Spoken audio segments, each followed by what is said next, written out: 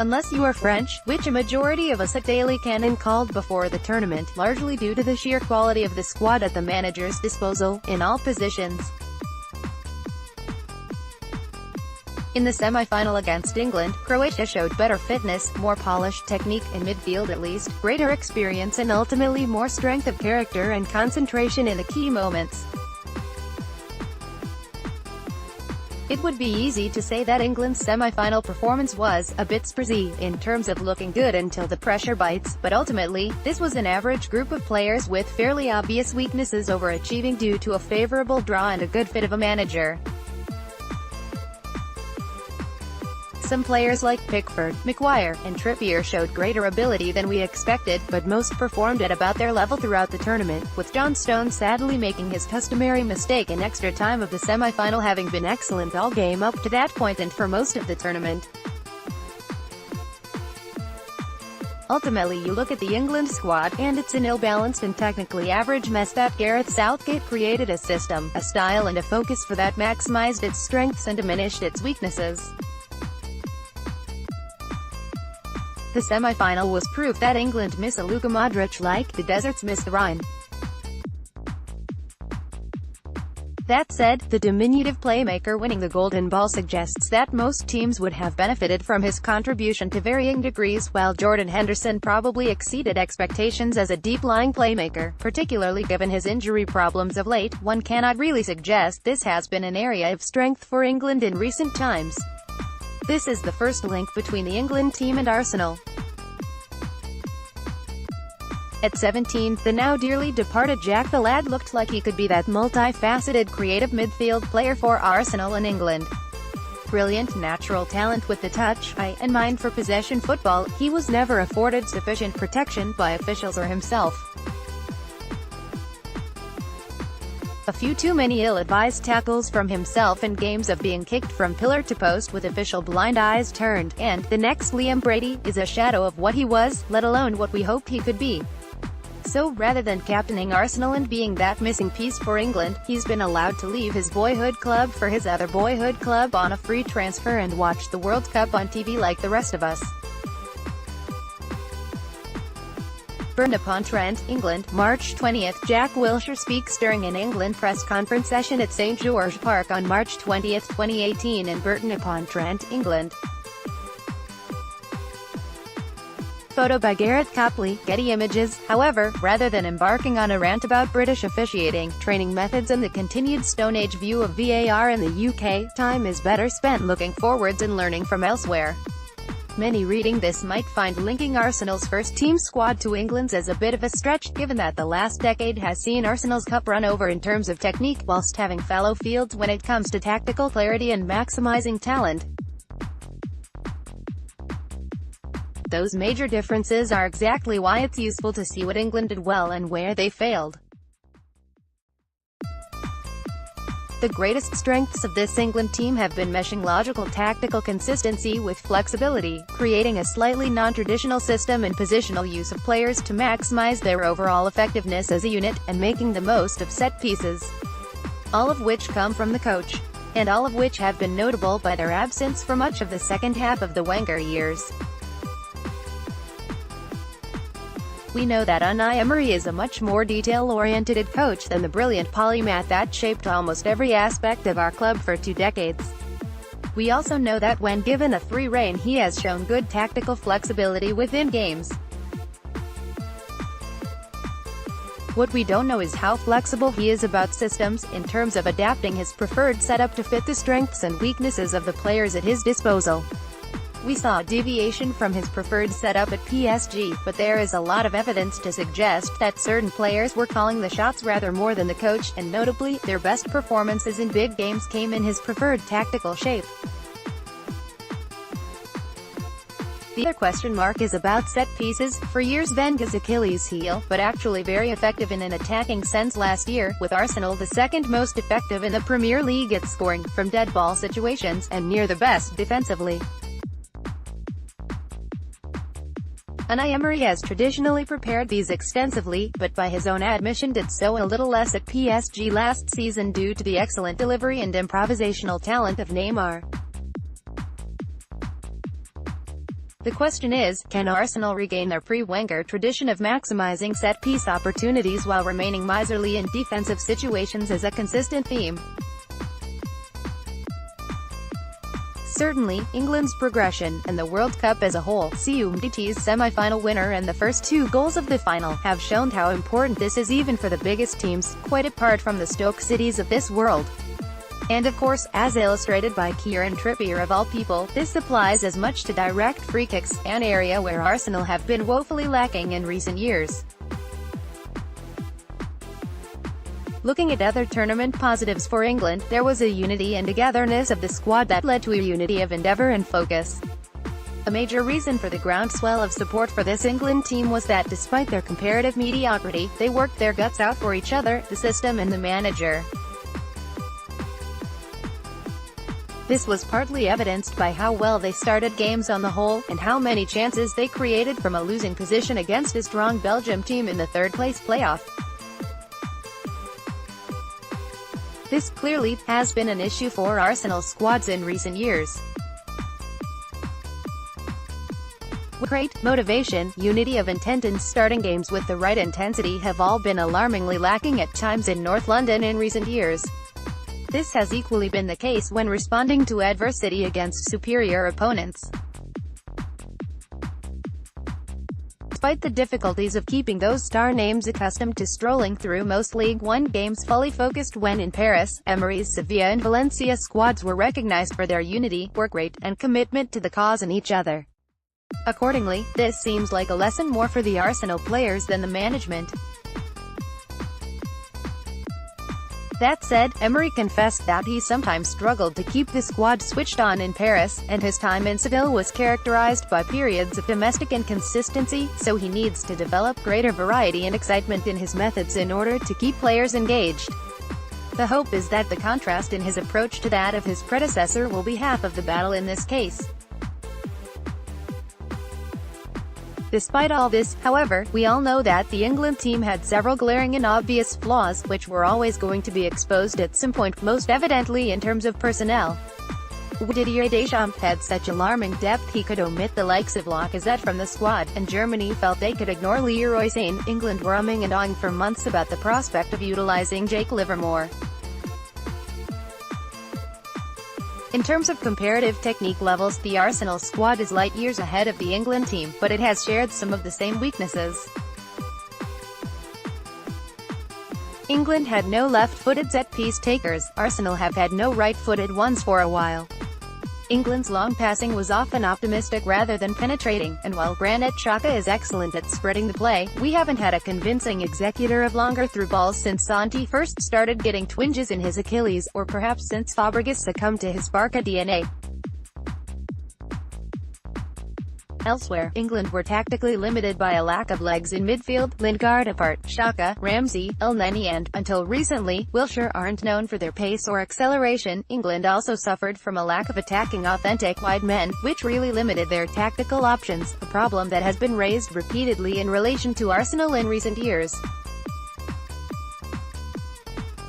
Looking beyond positional, physical or technical limitations, England's naivety and lack of winning experience were both nearly exposed against Colombia and badly shown up against a Croatia team of hardened top-level winners. In comparison, many of the current Arsenal players, particularly in terms of last season's transfer business, are nearer the end of their careers than the start. But there isn't much absolute top-level winningness there, let alone the merest hint of cynicism or win-at-all-costs shithousery. Of course, Ozil has won a World Cup. There's another topic for discussion, but while a creative force par excellence, he is not a driver of a team on a regular basis, or a character to drag others through adversity. The only other Arsenal player last season with a proven record of winning prizes beyond the FA Cup is Petr Cech, who, while undoubtedly in possession of fantastic character, and by all appearances is a great human being, is clearly on the downward curve of his career parabola. Beyond that, not so much. We also know full well that Wenger's latter squads, in contrast to his earlier ones, were characterized by being very nice off the pitch and on it. While a more effective player than his critics have oft given him credit for, the sight of Theo Walcott leading the team out with the captain's armband hardly inspired confidence or left the opposition quaking in their boots. Much to the surprise of everyone who regularly watches the Premier League, this England team managed to be far too nice as well. To show the impact of Southgate's character, Dele Alli didn't dive, leave his studs in or give a snide dig to an opponent once in this tournament. I'm not suggesting this behavior should be encouraged, but the line between trying to win in the right way and not displaying the level of aggression needed is a fine one to walk along. Looking beyond England, the best teams in this tournament had strong, mobile and hard-working spines to their team, something that has been lacking at Arsenal for a while. Both finalists have exceptionally mobile central midfielders, and despite very different styles, both teams had very impressive effort levels consistently throughout the tournament.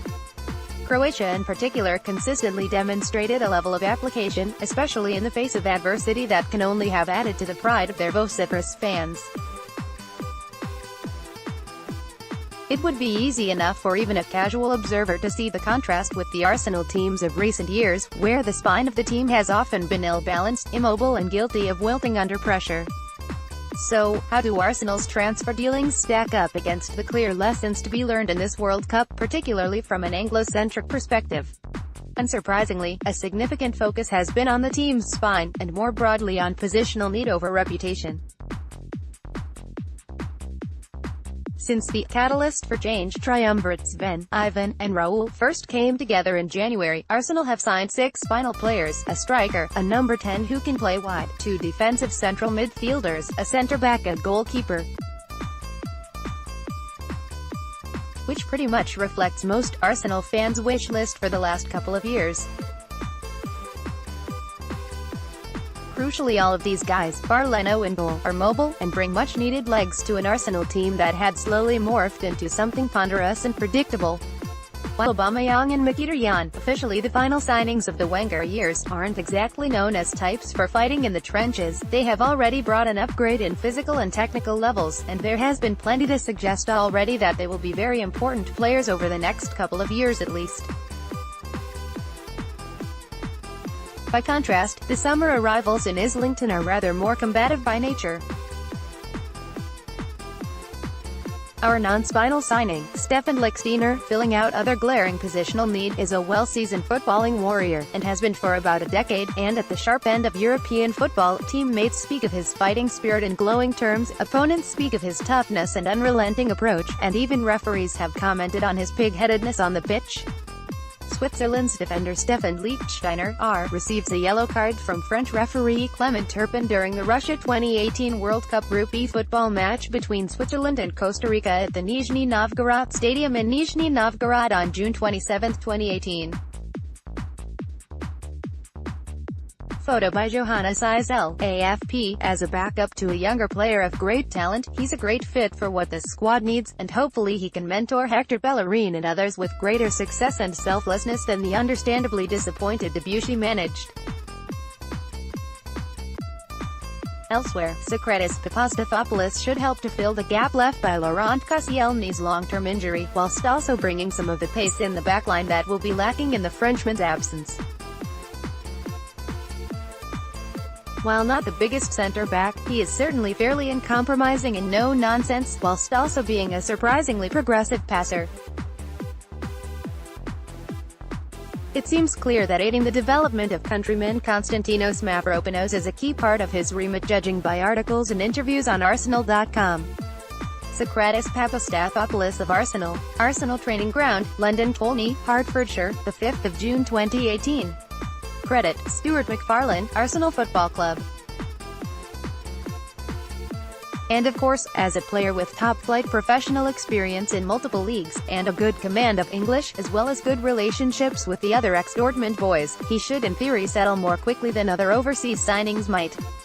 While his signing was undoubtedly influenced by a sudden and glaring need for experience in the backline, with our part-time captain retiring to academy duties and our vice-captain's horrible Europa League injury, he brings some of that aggression and general physicality that has been all too absent. In addition, as vice-captain of Dortmund. Probably our most exciting summer arrival, however, has been that of Uruguayan pocket dynamo, Lucas Torreira. While he may not be that dominating physical hybrid of Vieira, Petit and Gilberto that is the wet dream of defensive midfield possibilities, he brings a skill set that is genuinely new to the Arsenal squad. Courtesy of Arsenal.com, at 5'6" and only about 10 stones in weight, he is hardly the traditional midfield destroyer, and couldn't be much more different to the perennially linked, ex-Emery favourite Steven Nzonzi. However, as N'Golo Kanté has proved in the Premier League, and now in the World Cup, mobility, positional intelligence, and quick recycling of possession can trump a larger stature in most situations. In recent years, our more defensive midfield options have all been specialists rather than multifunctional players, leading to some idiosyncratic combinations, in which each player was heavily reliant on the attributes of their partner. Granit Xhaka is excellent at distributing from deep and scoring the odd long-range belter, but his defensive awareness and recovery pace are clear areas of weakness, despite improvements in the second half of 2017-18. On the other hand, Francis Coquelin was a dynamic, all-action ball winner, but despite a great partnership with Santi Cazorla, never developed the technical gifts to flourish in the Spaniard's absence. Similarly, Mathieu Flamini, who was a player that looked really effective alongside the genius of Pique Fabregas, but was exposed without him, particularly as injuries took their toll in his second spell at the club. At the other end of the spectrum, we had Mikel Arteta, who for Arsenal was largely a right-footed Xhaka with a little more game intelligence. The closest Arsenal have had to a midfield all-rounder since Abu Dhabi's renaissance in a deeper midfield role was cut short by injury has been Mohamed El Neni. The Egyptian can never be faulted for his work rate or willingness to fulfill whatever tactical role is asked of him, but is such an all-rounder that he almost seems a bit diluted. While I have no doubt he is willing to work hard enough to develop himself as much as he can, he seems a player always destined to fill in here and there as required, rather than ever pinning down a role. That said, his flexibility may get him more game time under Unai Emery, for whom positional rotation is more of a theme than under Arsene Wenger. Much for him will depend on the development of Ainsley Maitland-Niles. Torreira, however, is a true possession-style holding midfielder. He certainly possesses a level of garra, the Uruguayan term for a combination of grit, guts and a degree of cynicism, far too absent at Arsenal in recent years. Equally importantly, ex-coaches and observers constantly point to a combination of technique, determination and tactical intelligence that marks him out as ideal for the role he has fulfilled for club and country. According to Marcelo Donatelli, Pescara's assistant manager during the club's promotion season in 2015-16 when Torreira first really emerged, after Sergio Busquets, he is tactically the strongest midfielder in Europe. High praise indeed. But tactical intelligence without the capacity to apply it on the pitch makes for a better coach than a player. So what of the rest of his game? Having started out as a striker and later an attacking midfielder, his playmaking and ball striking have long been strengths to his game, and when former World Cup winning defender Massimo Otto shifted him to a deeper role, he didn't lose any of his ability for penetrating passes, or long-range shooting, and he has performed as an effective fulcrum in a variety of tactical setups. Elsewhere, his acceleration and low center of gravity are reminiscent of Kanté and allowed him to make the third most tackles and sixth most interceptions in Serie A last year, with totals not seen at Arsenal since the Invincibles. Accordingly, he is also very effective at pressing the opposition, which should afford Unai Emery greater tactical options in his deployment. Another string to his bow, which bar Granit Xhaka has been rather lacking in Arsenal's midfield, is his durability. Hardened by the archetypal South American tough childhood, and a testing transition to Europe, including playing through injury to get his chance, he has missed only 5 league matches in the last 2 seasons, despite his combative style. On top of all this, Torreira is also mean set-piece taker, with excellent delivery from wide areas, as evidenced in the World Cup, and with some eye-catching direct free kicks for Sampdoria, including a 40-yarder into the top corner that has been circulating around all kinds of YouTube videos. The upshot of all this is that our new Uruguayan, although usually deployed in the holding role, can flourish with multiple partners in a 4-2-3-1, whilst seamlessly flourishing in the 4-3-3 or 4-3-2-1 formations he has usually played in. Added to this, Arsenal have also recruited Matteo Guendouzi as another option for central midfield, who provides a further variation on our defensive and box-to-box midfield options. Guendouzi, the ex-Lorient man, obviously has a far less developed footballing CV than our other arrivals, a fact not helped by being frozen out after an argument with the manager and then again when he refused to extend his contract beyond 2019. I can't claim to have seen much beyond YouTube compilations and scouting reports, but a combination of the two in stats would suggest he is a combative midfielder with an eye for pass and calmness under pressure. 6'1", he is rather closer to the traditional stature of a defensive midfielder, but his record in aerial battles isn't impressive, and he is more of an interceptor and reader of the game than a tackler. Indeed, it is his technical ability and long passing that are cited as his greatest strengths. Crucially, as is the theme of most of our recent signings, he possesses good mobility and can get around the pitch well. Lastly, we have Bernd Leno from Bayer Leverkusen. The World Cup certainly highlighted the importance of good goalkeeping, with genuine competition for the Golden Glove award, and it is an area that hasn't filled Arsenal fans with confidence over the last 2 seasons. Petr Cech has the track record and the stature, but mistakes have crept into his game, and Ospina has never given the impression of being a plausible first-choice keeper at a top club. So, is the German the man to solve our problems? St Albans, England, June 19. Arsenal unveil new signing Bernd Leno at London Colney on June 19, 2018 in St Albans, England. Photo by Stuart McFarlane, Arsenal FC via Getty Images, *****, local caption *****, Bernd Leno, goalkeeper at 7 centimeters taller than Ospina. He will probably inspire more confidence on crosses than the Colombian, and with 270 Bundesliga and Champions League games under his belt, he certainly doesn't lack experience despite being only 26. Opinion, however, is divided.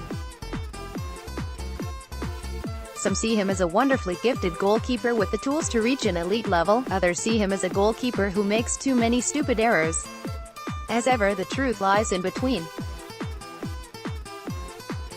He has made less mistakes leading to goals in the last 2 seasons than Cech did in 17-18 alone, but a couple of errors for Germany in the Confederations Cup and a game they won in 2017 seemed to damage his reputation in Germany. He's been voted the Bundesliga's best keeper twice in his career, no mean feat given the competition, but the feeling was that he needed a change of scenery to fulfill the potential he showed as a young goalkeeper, and regain the confidence that seemed to slightly depart following those mistakes for the national team.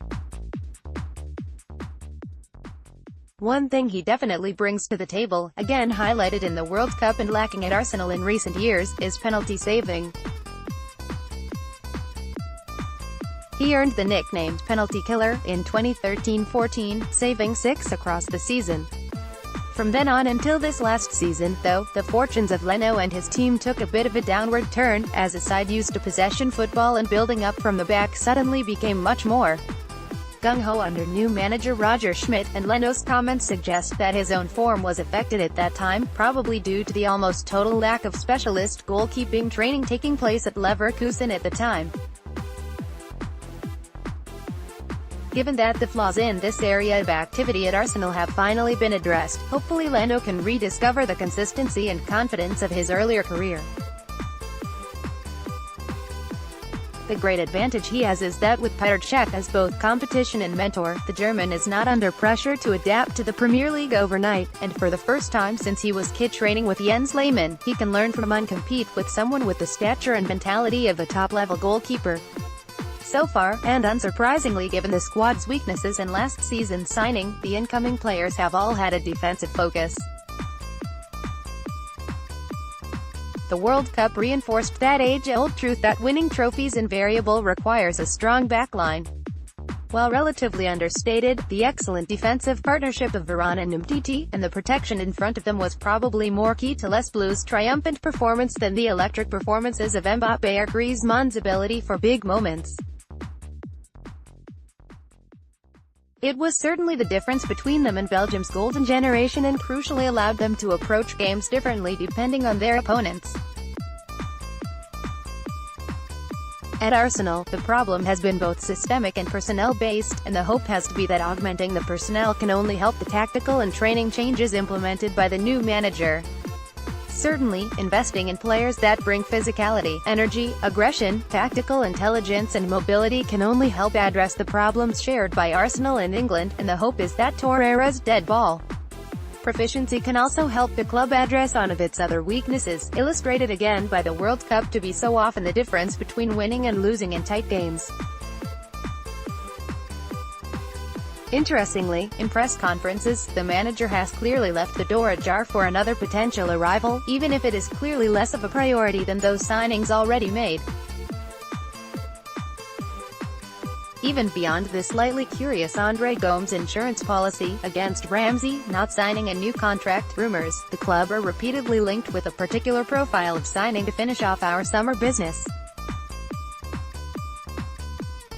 That being a clear area of weakness that again is a commonality between Arsenal and England, and the value of which was benefited from by both finalists, a pacey, direct winger with dribbling ability and a goal threat. The closest we currently have at the Emirates is Aubameyang, and he is clearly a striker who can score goals from wider positions due to his pace and finishing, but he isn't really an authentic winger who can beat players. To varying degrees, one can say the same for Danny Welbeck and Lucas Perez, and both Mkhitaryan and Iwobi are attacking midfielders who can play wide. More optimistic stories have linked us to new World Cup winner Ousmane Dembélé, for whom the price tag would surely be prohibitive, but other more plausible options have been discussed. Kingsley Coman from Bayern would certainly fit the profile, but given their financial strength, this wouldn't be a cheap option, with figures of €50 million being quoted. Christian Pavón is another who has been linked for a while after a brilliant season for Boca in Argentina. And of course, the legal uncertainty around Gelson Martins and his on-off move to Atletico Madrid may yet reopen that door. Either way, if Arsenal can bring in a genuine wide man on top of the business already concluded, I think all realistic fans can only view this as a very successful and efficient transfer window, and one that addresses long-standing concerns and lessons learned during Russia 2018.